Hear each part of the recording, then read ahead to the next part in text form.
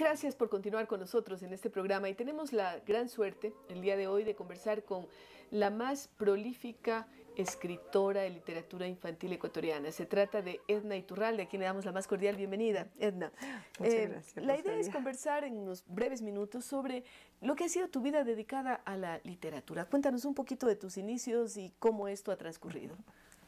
Bueno, mis inicios en realidad me encanta poderlos contar porque fue en quinto grado. Cuando yo estaba en quinto grado de la escuela es lo que comenzó mi profesión de escritora, digo yo. ¿Ya escribías qué? ¿Escribías cuentos o qué? Comenzó o poemas, porque no sé, a esa edad nos pidieron a mi paralelo hacer una comedia. Teníamos que hacer una comedia delante del colegio, de la asamblea del colegio, en un día lunes, que cada grado tenía que hacer alguna cosa. ¿Y tú escribiste la obra para esto? No encontrábamos algo que sea apropiada. Yo fui a la casa y escribí la comedia. Y mi profesor de quinto grado fue tan bueno, tan especial, digamos, porque yo no era una niña genio, era una niña de 11 años que escribía una comedia, que era una comedia pues común y corriente, ¿cómo sería? Pero él aceptó.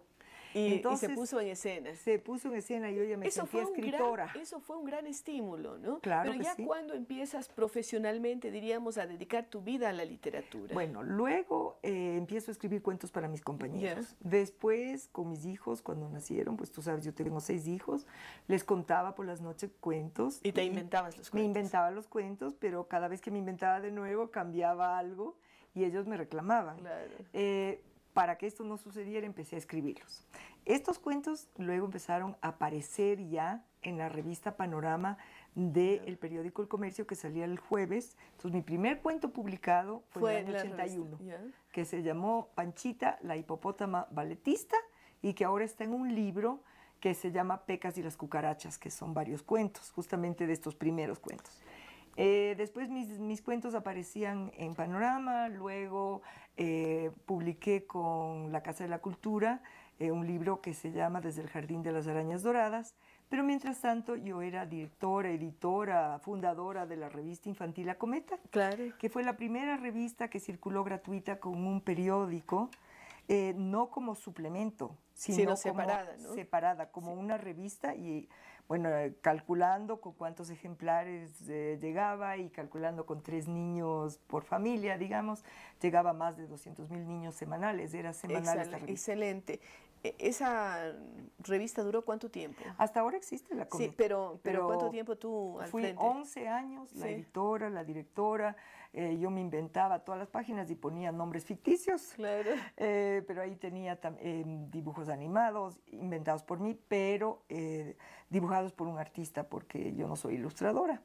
Y todo era hecho de tal manera que era hecho para los niños del Ecuador y de Latinoamérica también, pero la revista era fundamentalmente ecuatoriana. Para el Ecuador. Ahora, luego tú has incursionado mucho en una especie de cuento o novela histórica para recuperar tradiciones, para recuperar identidad. Dinos sobre esa parte que es extremadamente importante. Bueno, entre mi vida, los eventos de mi vida profesional de escritora, yo escribí para el UNICEF 3 libros distintos, que cada uno tiene 30 cuentos sobre valores y actitudes. Entonces tuve que investigar en el país y ahí me di cuenta que faltaba mucho la identidad nacional y el autoestima, que van de la mano. Entonces yo empecé a escribir libros que tenían que ver con nuestra identidad nacional y nuestra autoestima, porque no nos conocemos los ecuatorianos. Pero ponerlo en un lenguaje sencillo para los niños, porque eso es otra cosa, porque escribir historia, pero escribir historia para niños es muy diferente, ¿no? Entonces yo comencé, bueno, soy la pionera de la etnohistoria narrativa, que esto, comencé, mi primer libro de historia narrativa es Verde fue mi selva, que quedó entre los 10 títulos que fue escogido como los mejores libros publicados en el siglo XX. Verde fue mi selva, fue mi primera obra de historia narrativa.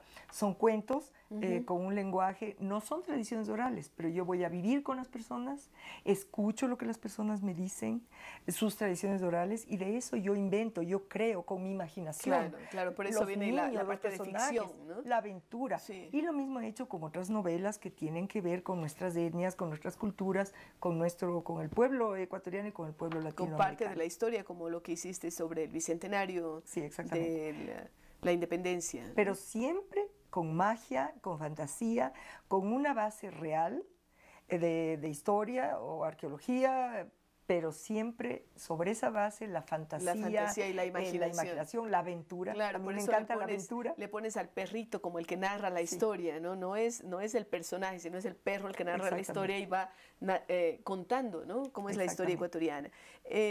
Has obtenido algunos premios. A mí me gustaría hacer referencia a los que te ha otorgado la Municipalidad de Quito, por ejemplo, tanto en cuento como en novela.